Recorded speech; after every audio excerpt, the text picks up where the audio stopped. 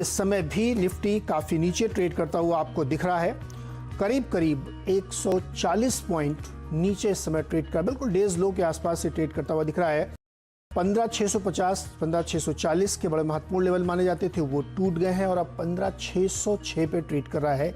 देखना है कि 15600 के स्तर को बचा पाता है या उससे भी नीचे जाता है, क्योंकि जब इस तरीके के साइकोलॉजिकल लेवल्स टूटते हैं तो बहुत सारे मूविंग एवरेजेस भी टूटते हैं, जो कि चार्टिस्ट काफ़ी गौर से देखते हैं और उसकी वजह से मार्केट में प्रेशर आता है। जैसा कि हमने बताया कि बैंक निफ्टी के 12 में से 10 शेयरों में वीकनेस देखने को मिल रही है और ये संकेत ये कर रहा है कि यहाँ पे लगातार कमजोरी बनी हो। निफ्टी के 50 में से 36 शेयर रेड के साथ कामकाज कर रहे हैं और इसी तरीके से निफ्टी 500 आप देखिए जो ज़्यादा कंपनियों वाला है, उसमें 334 शेयर नेगेटिव हैं और केवल 163 शेयरों में थोड़ी खरीदारी देखने को मिल रही है। तो इस मौके पर आपको क्या करना चाहिए, कैसे अपना ट्रेड बनाना चाहिए, घबराना चाहिए या क्या करना चाहिए, ये सब जवाब देने के लिए हमारे साथ हैं इक्विटी 99 के राहुल शर्मा जी। राहुल जी, बहुत बहुत स्वागत है आपका। पहले तो ये बताइए कि निफ्टी में अब कौन सा वो स्तर है जहाँ पे लोग अपनी नज़र गड़ा के बैठें और उस स्तर से या तो लॉन्ग बनाए या शॉर्ट बनाए? नमस्कार नीरज जी। देखिए, जिस तरीके से आप अभी सभी दर्शकों को बता रहे थे कि निफ्टी ने अपने जो साइकोलॉजिकल लेवल्स और इम्पोर्टेंट सपोर्ट लेवल्स को आज ब्रेक करके नीचे आया है। मुझे लगता है कि यहाँ से 15,575 एक स्ट्रॉन्ग सपोर्ट है, अभी इमीडिएट सपोर्ट जो भी निफ्टी के पास में है। अगर वो टूटता है तो नीचे की ओर मुझे लगता है 15,500 और 15,450 के लेवल्स देखने को मिल सकते हैं। सिमिलरली ऊपर की तरफ मुझे लगता है 15,735 एक बड़ा हर्डल पॉइंट है अब निफ्टी के लिए। अगर वो ऊपर जाता है निफ्टी उसके ऊपर तो 15,810 और फिर 15,900 के लेवल्स मिलेंगे।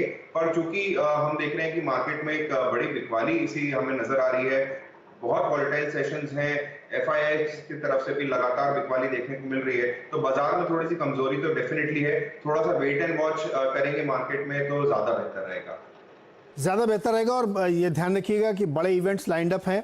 अमेरिका में फेडरल रिजर्व की बैठक चल रही है, जिसके परिणाम हमें पता चलेंगे कि वहाँ की सोच क्या है और उससे भी काफ़ी कुछ हद तक बाजार को नज़र रखनी चाहिए।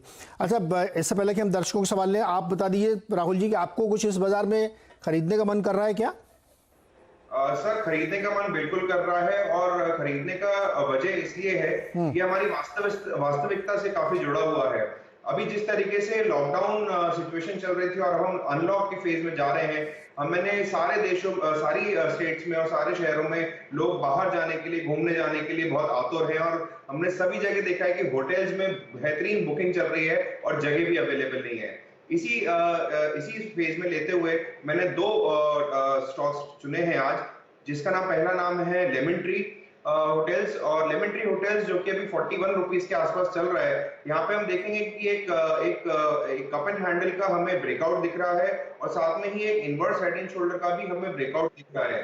ये दोनों ब्रेकआउट जैसे ही हमें मतलब करीबन 44-45 के ऊपर इनका कंफर्मेशन मिल जाएगा, तो मुझे लगता है कि यहाँ से इसमें एक ट्रेड बनाया जा सकता है लेमन ट्री के अंदर, जिसमें 44-45 एक हर्डल पॉइंट है। उसके क्रॉस होते ही मुझे लगता है कि 53 रुपए से 55 रुपए के लेवल्स मुझे यहाँ पे शॉर्ट टर्म में आते हुए दिख रहे हैं और स्टॉप लॉस यहाँ पे बना के चलना होगा 37 रुपीज का। दूसरा स्टॉक है ट्राइडेंट। देखिए, ट्राइडेंट में भी हमने देखा कि जैसे होम टेक्सटाइल स्टॉक्स में आप हिम्मत की बात करें या फिर वेल्सपन की बात करें, एक बहुत ही बढ़िया रुझान यहाँ पे बना हुआ दिख रहा है। 2011 और 2017 के टॉप को अगर हम मिला के देखेंगे चार्ट्स को, तो एक बढ़िया ट्रेंड लाइन का ब्रेकआउट भी यहाँ पे नजर आ रहा है। यहाँ पे 16 रुपए के पास में एक कॉन्स्टेंटली ये ट्रेड कर रहा है, तो मुझे लगता है कि यहाँ पे हम इसको एक बढ़िया ब्रेकआउट मानते हुए 16 रुपए 50 पैसे का एक स्टॉप लॉस रखेंगे और ऊपर की ओर 21 रुपए के टारगेट रखेंगे। अगर 21 क्रॉस करता है तो मुझे लगता है 25 रुपए तक के लेवल्स ट्राइडेंट दिखा सकता है। चलिए, ये आप दोनों ही कॉल्स जो राहुल की पसंद के हैं उस पर ध्यान रखिएगा। लेवल्स आपकी स्क्रीन पे थे, उनको ज़रूर आप अपने दिमाग में रखिएगा। अब शुरू करते हैं सवाल जवाब का सिलसिला। अफरोज़ के पास चलते हैं जो कुवैत से हमें फ़ोन करें। अफरोज़, आपको मेरी आवाज़ आ रही है? हाँ, आ रही है सर, आपकी आवाज़ बहुत ही अच्छी आवाज़ आ रही है आपकी। अफरोज़ भाई, कैसे है कुवैत के, क्या हालचाल है आप सभी को? कुवैत में सर अभी हालचाल नॉर्मल है। क्वारंटाइन जो है, होम क्वारंटाइन में कुछ दिन पहले में था, तो खत्म हो चुका है और यहाँ कोरोना भी धीरे धीरे कम हो रहा है। आपने वैक्सीन ले ली दोनों? 800-900 इस तरह से चल रहा है अभी। आपने वैक्सीन ले ली है दोनों? नहीं, फर्स्ट डोज मैंने परसों लिया है, फर्स्ट डोज ले लिया है और नियर अबाउट 6 सितंबर को सेकंड डोज लूंगा मैं। ओके, चलिए बढ़िया, बहुत बढ़िया। ध्यान रखिए अपना और बताइए अब क्या मदद करें, आपकी सवाल क्या है आपका? सर मैंने IRFC और कल्याण ज्वेलर्स लिया था। IRFC लिया था near about 1.5 month before. 900 quantity है और 25 रुपए 13 पैसे के रेट से मैंने लिया था, जो कि अभी 22 रुपए 90 पैसे चल रहा है। और कल्याण ज्वेलर्स मैंने लिया था, IPO में मिला था मुझे मार्च में। 172 नंबर्स ऑफ क्वांटिटी है और 87 रुपीज के दर से लिया था, जो कि अभी 70.95 चल रहा है। तो सर इसमें क्या करूं मैं दोनों में? ठीक है, लॉन्ग टर्म के लिए मैंने दोनों को लिया है हुआ है। Okay Afroz. Rahul, long term के लिए दोनों लिए हैं। इंडियन रेलवे फाइनेंस कॉर्पोरेशन के 900 शेयर हैं 25 रुपए 13 पैसे पे, और कल्याण ज्वेलर्स IPO में लगा था 87 के प्राइस पे 172 शेयर हैं। क्या करना चाहिए? पहले IRFC का बताइए। सर IRFC का देखिए, सबसे पहली बात तो देखिए मेरे पास चार्ट स्ट्रक्चर थोड़ा कम है क्योंकि अभी रिसेंटली ये मार्केट में आया है। बट ओवरऑल जितना भी मैं स्टॉक को यहाँ पे देख रहा हूँ, जितना भी मैं चार्ट देख रहा हूँ, मुझे यहाँ पे एक इसमें वीकनेस नजर आती है। मुझे लगता है कि सिर्फ लंबी अवधि के लिए इस स्टॉक को रख के चलना ठीक रहेगा। शॉर्ट टर्म में मुझे ज्यादा मोमेंटम यहाँ पे नहीं दिख रहा है। 21 रुपए से लेके 26 रुपए की एक रेंज में ही ये स्टॉक ट्रैवल कर रहा है। और मुझे लगता है कि अगर इनका लंबी अवधि का नजरिया है तो ठीक है, बट अगर शॉर्ट टर्म का नजरिया है और हल्की सी भी अगर इनके अंदर डाउट आ रहा है तो मुझे लगता है इनको किसी भी राइज में एग्जिट करना चाहिए और किसी बेहतर स्टॉक में इन्वेस्ट करना चाहिए, क्योंकि बहुत सारे अच्छे रिटर्न देने वाले स्टॉक्स आज की डेट में मौजूद है। अब बात रही कल्याण ज्वेलर्स की, तो देखिए कल्याण ज्वेलर्स में ऑल्दो इनकी बाइंग प्राइस क्योंकि IPO के टाइम की है और चार्ट स्ट्रक्चर मेरे पास उसमें कम है, बट अभी जब से हम देख रहे हैं कि इसने करीबन जून महीने से एक गिरावट में चल रहा है, तो मुझे लगता है कि यहाँ पे लंबी अवधि के लिए स्टॉक ठीक रहेगा। शॉर्ट टर्म नजरिया मेरा यहाँ पे एग्जिट करने का रहेगा। तो आपने सुना अफरोज, दोनों ही स्टॉक्स में आपको ध्यान रखना चाहिए। अगर आप लॉन्ग टर्म के लिए लेके बैठे हैं तो दिक्कत नहीं है, आप इस अपहीवल को बर्दाश्त कर लेंगे।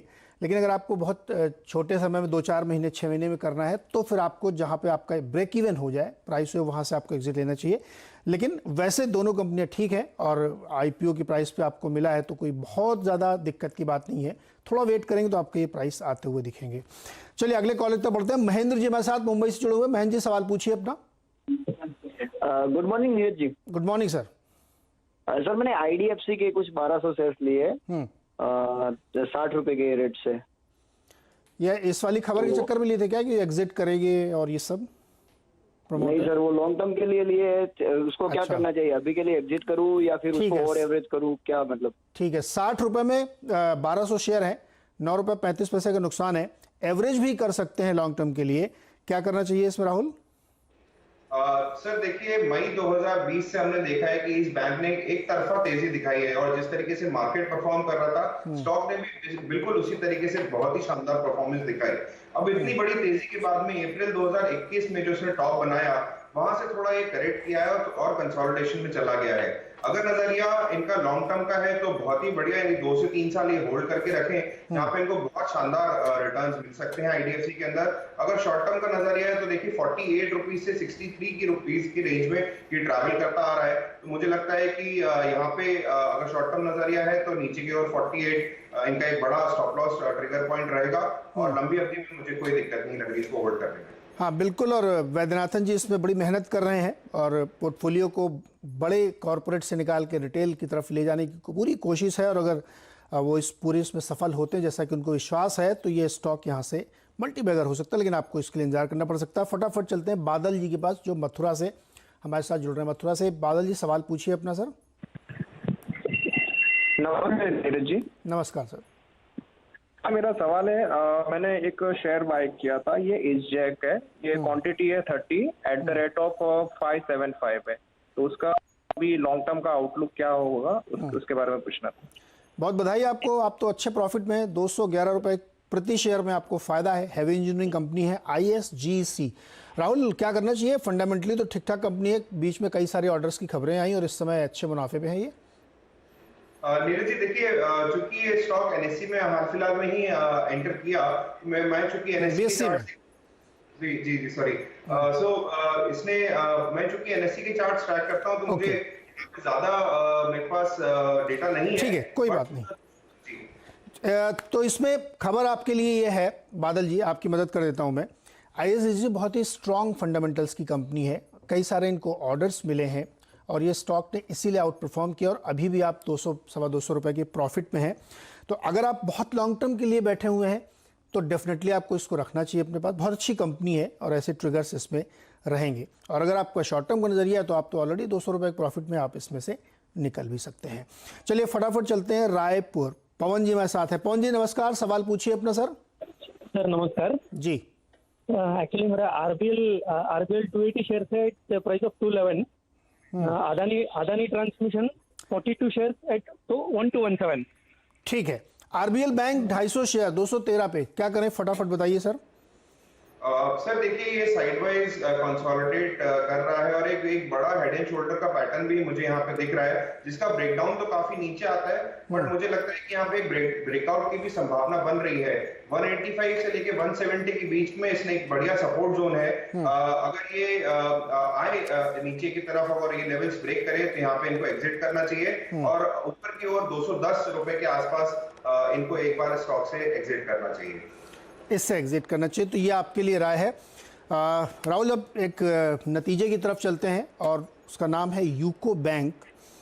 इस बैंक ने जो अपने नतीजे पेश किए हैं उसमें अगर आप साल दर साल देखेंगे तो रेवेन्यूज़ में फ्लैट सा है, 2-3% की ग्रोथ है, लेकिन प्रॉफिट ऑलमोस्ट 4 टाइम्स हो गया है। और अगर आप इसमें क्वार्टर ऑन क्वार्टर देखेंगे तो करीब 27% की यहाँ पे ग्रोथ देखने को मिल रही है। बैंक ने काफ़ी परफॉर्म किया, अपने एनपीएस को बहुत कम करने की कोशिश की है और उसमें काफ़ी हद तक ये सफल हुए हैं। सिग्निफिकेंट लोअर इन्होंने अपना एनपीएस किया है, लेकिन कई सारे ऐसे अकाउंट हैं जिनको अभी भी इन्होंने एनपीए नहीं माना है। तो आगे कैसे पैन आउट होगा और आगे के लिए क्या रास्ता दिख रहा है, इस पर बातचीत करने के लिए हमारे साथ हैं बैंक के MD and CEO A K. Goyal साहब। गोयल साहब बहुत बहुत स्वागत है आपका। सबसे पहले तो अच्छे नतीजे आपने पेश किए, इसके लिए बधाई सर। लेकिन अभी भी एनपीएस काफ़ी हैं और आपने इंटरेस्ट इनकम तो ज़रूर बढ़ा ली है, लेकिन कई सारे अकाउंट्स अभी भी बाकी हैं सर, थोड़ा इस बारे में बताइए। धन्यवाद नीरज जी।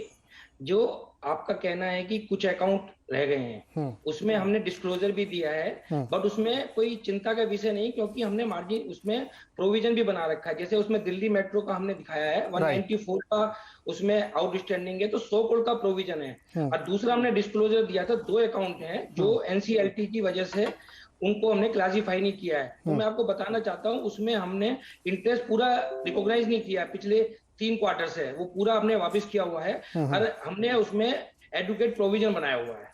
तो हमारे लिए जो अकाउंट नहीं दिखाए तो उसमें किसी प्रकार की भी कोई चिंता का विषय नहीं है। अच्छा, वो चिंता का विषय नहीं है, दोनों आपने प्रोविजन फॉर कर रखे हैं, लेकिन उसके चक्कर में आपकी सर प्रोविजनिंग भी 1127 करोड़ तक पहुंच गई है और इसमें लगातार एलिवेटेड है। तो क्या आपको ये संभावना है कि जो ये दोनों अकाउंट्स हैं इसकी रिकवरी हो पाएगी, ये देखते हुए कि आपके ही नतीजों से पता लगता है कि एसएमई सेक्टर में दिक्कतें हैं? देखिए ये अकाउंट जब भी हमको क्लासिफाई करने पड़ेंगे तो हमारे लिए कोई इसमें चिंता नहीं है, क्योंकि हमने इसका प्रोविजन बनाया हुआ है। जहां तक आपका जो ये था कि प्रोविजन के बारे में, तो मैं आपको बताना चाहता हूं, देखिए हमारा जो ऑपरेटिंग प्रॉफिट है वो 1200 से ऊपर है, 1286 करोड़ है। जो हमारा एजिंग प्रोविजन की रिक्वायरमेंट है वो 200 से कम है पर क्वार्टर में। तो हमारे लिए किसी प्रकार की भी चिंता का विषय नहीं, और हमारा जो नेट एनपीए वो भी 4% से कम आ गया है। तो पूरे साल का भी अगर लगाते हो, जो रिमेनिंग हमारे 3 क्वार्टर बचे हैं, तो तीनों क्वार्टर में नीरज जी 600 करोड़ से कम का प्रोविजन की रिक्वायरमेंट है। तो 12,3600 अगर 3,600 करोड़ का प्रॉफिट मेरे पास होगा ऑपरेटिंग प्रॉफिट, और ये सस्टेनेबल है। आप ये देखिए पिछले 6 क्वार्टर से बराबर ये 1200 से ऊपर है। राइट, नहीं ये तो सिग्निफिकेंट है, इसलिए मैंने कहा शुरू में पहले ये डाउट्स क्लियर कर लें, अब अच्छी बातें कर रहे हैं। आपने जो इतना बढ़िया प्रॉफिट करके दिखाया है, इसके पीछे मेन ट्रिगर्स कहाँ थे और सबसे बढ़िया लोन ग्रोथ आपको कहाँ से दिख रही है? देखिए लोन ग्रोथ का ये है, जो हमारे लिए मेन है वो हमारा रैम सेक्टर है। तो हमारा रिटेल में भी करते हैं, एग्री में भी करते हैं, एमएसएमई में। तो ईयर टू ईयर जो इसमें हमारी जो ग्रोथ है वो 10% है लगभग तीनों में, 10%, 9% और 10%। इसके अलावा जो गुड कॉर्पोरेट है, क्योंकि हमारा बैंक पीसीए में है, तो आप अगर देखोगे तो हमारा 5,000 ईयर टू ईयर बढ़ने के बाद भी रिस्क वेटेड एसेट लगभग 2,000 कम हुई हैं। तो हम AAA, AA कॉर्पोरेट में भी करते हैं और उसमें इंफ्रास्ट्रक्चर में अच्छी डिमांड है, एनबीएफसी में हमने अच्छे उसमें दिए हैं। तो ग्रोथ बराबर हर सेक्टर में हम करते हैं जहां पे भी डिमांड है इसकी। गोयल साहब, कॉर्पोरेट और रिटेल दोनों अलग कर लेते हैं। मान लीजिए रिटेल को थोड़ा बड़ा पोर्शन रखते हैं, उसमें बहुत सारे आ जाए, आप एसएमई और एग्री डाल दीजिएगा। परसेंटेज में बताइए क्या ग्रोथ रेट है आपकी कॉर्पोरेट में और रिटेल में? कॉर्पोरेट में, रिटेल में तो मैंने आपको बताया 10% ग्रोथ है। देखिए मेरी टोटल जो ग्रोथ है वो 5% है। तो इसका मतलब मेरी जो ग्रोथ कॉर्पोरेट में है रैम सेक्टर के उसमें कम है, क्योंकि अगर आप देखें रैम सेक्टर जो मेरा था ये 55% होता था नीरज जी जून 2020 में, अभी आज की डेट में ये 62% है।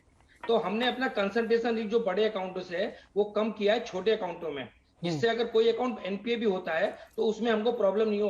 और मैं ये भी बताना चाहता हूँ आज की डेट में हमारे पास एक भी बड़ा अकाउंट ऐसा नहीं है जो एनपीए के कगार पे, कोई भी नहीं। जो हमने डिस्क्लोजर है वो आपको बता दिया, तो उसमें भी सफिशिएंट प्रोविजन हमने बनाया हुआ है। अगर थोड़ा टाइम और मिल गया तो हो सकता है कि मैं इसमें 100% प्रोविजन बना दूं, तो ये जिस दिन अगर एनपीए भी होगा तो एनपीए 100% प्रोविजन, तो there is no impact on the NPA number as per the gross NPA number. अच्छा, इन्वेस्टर, ट्रेडर्स और दर्शक जो लोग सुन रहे हैं, गोयल साहब को ये बात नोट करें कि उन्होंने कहा कि ऐसा कोई अकाउंट विजिबल नहीं है जो रिस्की लग रहा हो उनको, एक्सेप्ट किए जो जिनका इन्होंने डिस्क्लोजर दिया। ये बहुत अच्छी बात है। दो सर महत्वपूर्ण और सवाल है। एक तो आरबीआई की पॉलिसी बिल्कुल सामने खड़ी है, अगस्त फर्स्ट वीक में आएगी, क्या एक्सपेक्टेशंस हैं आपके वहां से?